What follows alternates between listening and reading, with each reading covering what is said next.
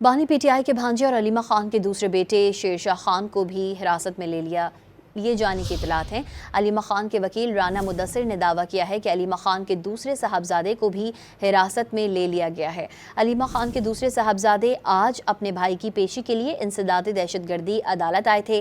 Rana Mudassir Umar advocate के मुताबिक पेशी से वापसी पर अपने घर पहुंचे, जहां से उन्हें भी हिरासत में ले लिया गया। बानी पीटीआई के भांजे और अलीमा खान के दूसरे बेटे शेरशाह खान को भी हिरासत में ले लिए जाने की इतलात हैं। अलीमा खान के वकील राना मुदस्सिर ने दावा किया है कि अलीमा खान के दूसरे साहबजादे को भी हिरासत में ले लिया गया है। अलीमा खान के दूसरे साहबजादे आज अपने भाई की पेशी के लिए इंसदाद दहशतगर्दी अदालत आए थे। राना मुदस्सिर उमर एडवोकेट के मुताबिक पेशी से वापसी पर अपने घर पहुंचे, जहां से उन्हें भी हिरासत में ले लिया गया।